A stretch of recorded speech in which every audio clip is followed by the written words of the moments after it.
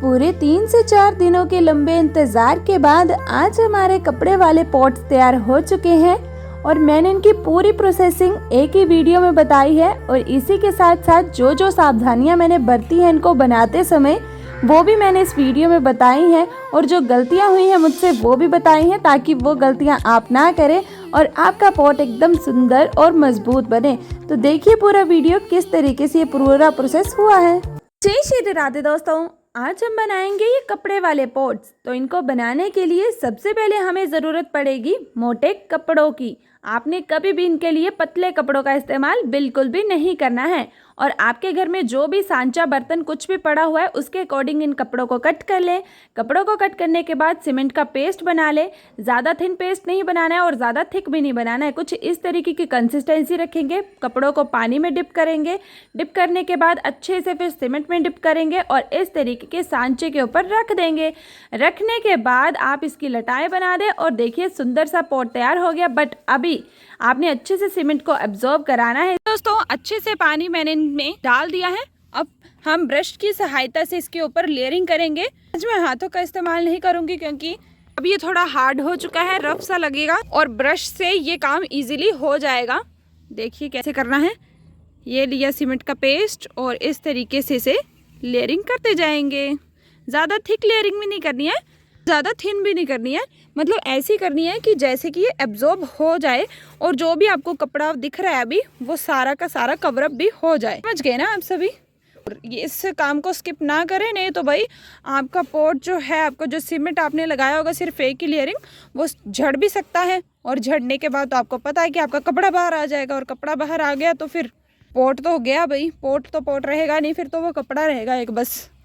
Finally दोस्तों मैंने तीनों ही पॉट्स पे कुछ इस तरीके से अच्छे से लेयरिंग कर दी है सीमेंट की और अब ये हमारे पॉट एकदम मजबूत बनने के लिए तैयार है। जब ये अच्छे से सूख जाएंगे तो फिर हम इनको ओपन करेंगे, मतलब इनको सांचे से बाहर निकाल देंगे और फिर उसके बाद हम इनकी इनर लेयरिंग पे सीमेंट की लेयर चढ़ाएंगे ताकि अंदर बाहर हर एक कोने से हमारे ये पॉट मजबूत बन जाए। पूरा एक दिन हो चुका है इन सीमेंट के गमलों के ऊपर आउटिंग लेयर किए हुए। तो चलिए आज इनको सांचे से बाहर निकालते हैं और कुछ पॉट्स मैंने पहले से ही बाहर निकाल के रख दिए हैं क्योंकि मैं चेकआउट कर रही थी कि ये निकलेंगे भी बाहर कि नहीं। 2 को तो मैंने बाहर निकाल लिया है बट एक बाकी है, वो मैं आप सबके साथ निकाल देती हूँ बाहर। तो दोस्तों पॉट्स को बाहर निकालते समय आपने क्या करना है, पॉट्स के ऊपर कुछ इस तरीके से पानी का छिड़काव करना है ताकि पॉट थोड़ा फ्री फील करे और मजबूत भी हो जाए और इसी के साथ जब हम इस पे फोर्स लगाएं तो ये कहीं से टूटे फूटे ना।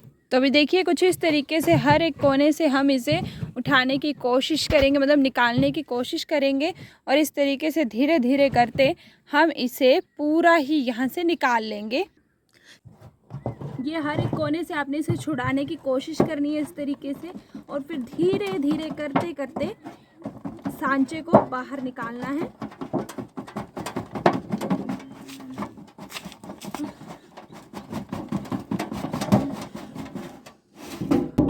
और ये देखिए दोस्तों हमारा सांचा अलग हो गया। दोस्तों इस सिंपल तरीके से आप पॉट्स को सांचे के बाहर निकाल सकते हैं और अभी गमले की कंडीशन चेकआउट करेंगे तो बाहर से तो गमला मजबूत बन चुका है बट इनर एरिया से आप सभी देखेंगे तो हमें कपड़ा दिखाई दे रहा है कुछ इस तरीके से और इसका भी देखिए कपड़ा भी दिखाई दे रहा है और साथ में पॉट भी काफ़ी ज़्यादा पतला है। मतलब अगर इसमें सॉइल मिक्सचर डालेंगे तो डैम श्योर जो सीमेंट बाहर वाली सतह पे लगा भी हुआ है वो भी झड़ जाएगा।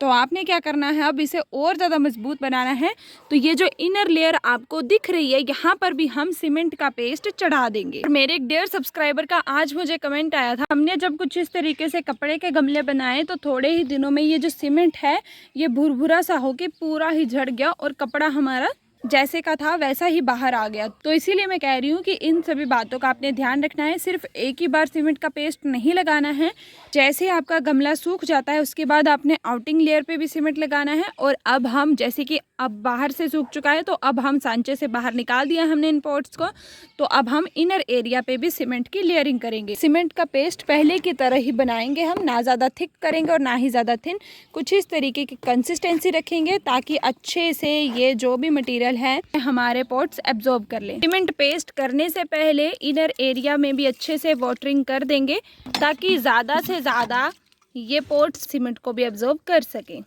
और साथ में ड्रेनेज होल भी देखते रहना आपने ठीक ठाक निकला है हमारा कि नहीं। तो यहाँ पे देखिए सब कार्य एकदम बढ़िया हो चुके हैं। फटाफट से मैं सीमेंट की लेयरिंग करके बिल्कुल पहले की तरह ब्रश की सहायता से आपने लेयरिंग करनी है। थोड़ा सा आपको करके दिखा देती हूँ ताकि आपको हिंट मिल जाए। ये रहा हमारा ब्रश और अच्छे से इसे में हम सीमेंट को लगाएंगे। लगाने के बाद पेस्ट करना शुरू कर देंगे। फाइनली दोस्तों कपड़े वाले गमलों पर कुछ इस तरीके से सीमेंट की इनर और आउटर लेयरिंग करने के बाद अभी हमारे पॉट अच्छे से सूख चुके हैं। और इनके सूखने के बाद अब हम क्या करेंगे, हम करेंगे इन पे सुंदर सा पेंट ताकि इनकी सुंदरता अब और भी ज़्यादा बढ़ जाए और ये हमारे गार्डन को और भी ज़्यादा सुंदर बना दे। तो इन पे पेंट करने के लिए मैं इस्तेमाल करने वाली हूँ ऑयल पेंट का, बिकॉज मेरे पास फिलहाल यही पड़ा हुआ है तो मैं इसी का इस्तेमाल कर लूँगी। और दोस्तों जिन डेयर सब्सक्राइबर्स को नहीं पता है इस पेंट के बारे में, मैं उनको बता दूं, इस पेंट का आप इस्तेमाल प्लास्टिक पॉट्स पे भी कर सकते हैं। मतलब जो प्लास्टिक की बोतल, कोल्ड ड्रिंक की बोतल्स वगैरह कुछ भी लेते हैं, उनका अगर हमने जुगाड़ बनाना हो अपने गार्डन के लिए तो आप इस पेंट से पेंट कर देंगे तो ये पेंट सालों साल टिकता भी है और शाइनी भी काफ़ी ज़्यादा होता है। ये कुछ इस तरीके का होता है, एशियन पेंट ऑयल पेंट के नाम से इसे आप खरीद सकते हैं।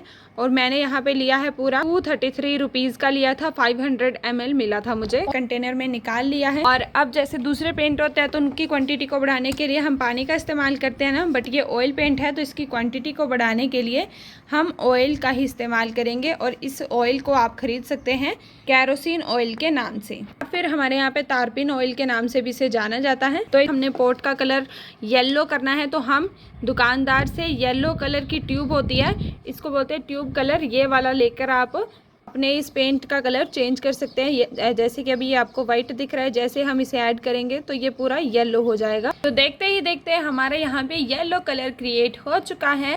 अब सिंपली हम इस पॉट पे करना शुरू कर देंगे। देखिए दोस्तों सभी गमलों को अच्छे से पेंट करने के बाद अब पेंट सूख भी चुका है। तो चलिए अब हम इसमें सॉइल मिक्सचर वगैरह डाल के प्लांट लगाने की तैयारी शुरू करते हैं।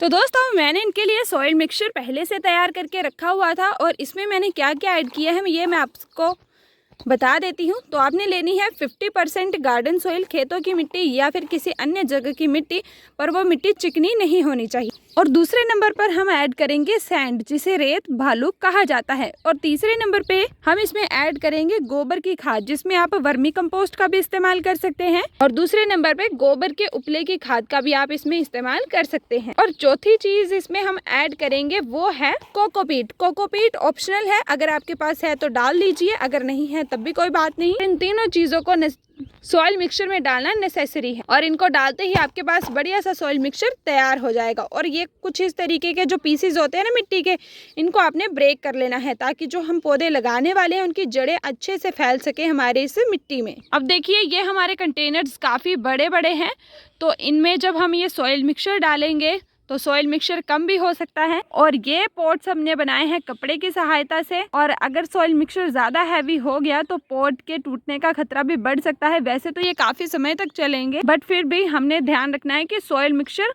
हल्का होना चाहिए और ज़्यादा नहीं डालना है आपने इस पॉट में। इसीलिए हम इन पॉट्स के निचले हिस्से में क्या डालेंगे, गार्डन वेस्ट। तो दोस्तों कुछ इस तरीके से हम निचले हिस्से को अच्छे से भर देंगे गार्डन वेस्ट के साथ। और देखिए तीनों पॉट्स को इस तरीके से फिल कर दिया है। अब हम इनमें ऐड करेंगे सॉइल मिक्सचर। तो अभी देखिए दोस्तों तीनों पॉट्स में कुछ इस तरीके से सॉइल मिक्सचर ऐड कर दिया है और इनमें हम इतना ही सॉइल मिक्सचर ऐड करेंगे, मतलब 2 से 3 इंच का डिफरेंस रखेंगे। और जहाँ तक आपकी ये लटाएं बनी है उससे थोड़ा नीचे नीचे तक ही रखना है आपने सॉइल मिक्सचर, ताकि बाद में हम इसमें गोबर की खाद या फिर अन्य कोई खाद भी ऐड कर पाएँ और जब हम पानी दें तो वो पानी ही हमारी सॉइल को बाहर ना निकाल दे। और ये पॉट काफ़ी ज़्यादा बड़ा था इसीलिए मैंने इसमें इतना ही सॉइल मिक्सचर डाला, इससे ज़्यादा नहीं डालेंगे हम इसमें। और अभी पौधा लगाने से पहले हम इसमें करेंगे वाटरिंग। और दोस्तों अब टर्न आती है प्लांट्स लगाने की। तो प्लांट हम इनमें कौन से लगाएं, तो जैसे कि मैंने कल भी आप सबको बताया था कि मेरे गार्डन में ऑलरेडी काफ़ी सारे प्लांट्स हैं, मैं बस उनको ट्रांसप्लांट करने की कार्य करूंगी। तो अभी देखिए इस वाले पॉट से कल मैंने प्लांट निकाला था हिबिस्कस का, तो अभी मैं सोच रही हूँ कि ये जो दूसरा हिबिस्कस है इसे भी यहाँ से निकाल लेती हूँ।